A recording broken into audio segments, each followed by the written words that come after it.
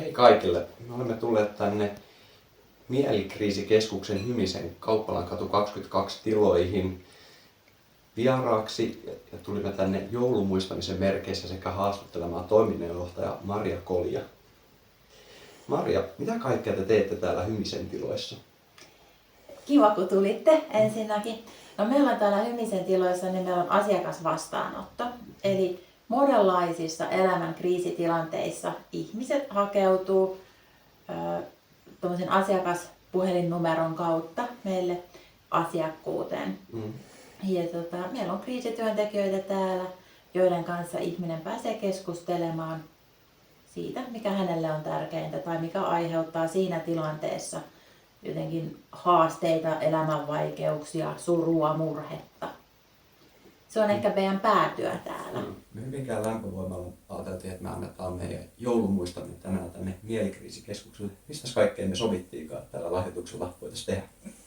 No, meillä oli vähän puhetta siitä, että te toivotte, ja tietysti meille on myös eduksi ja hyvä ele, että se kohdistuu lapsiin ja nuoriin.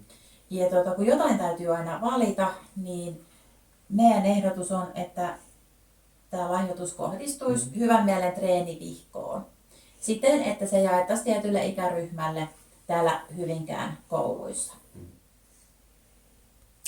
Mites Maria, yritykset ja ihmiset ja muut voisivat auttaa teitä, jotta pystyisitte auttamaan paremmin muita ihmisiä, mitkä painii mielenterveysongelmien kanssa?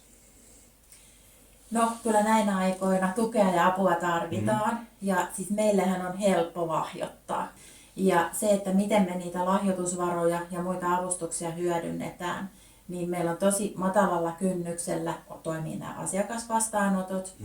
Ja sen lisäksi todellakin nämä vapaaehtoiset, jotka meillä toimii, niin he on koulutettuja, mutta he auttaa ihmisiä kriisipuhelimessa ja sekaisin chatissa, jolloin tavallaan se niin kun, tämän työn mahdollistaminen pystyy auttamaan niitä osallistujia, eli vapaaehtoisia, auttamaan muita alueen asukkaita ja ihmisiä ihan niin kuin lapsista vanhuksiin asti.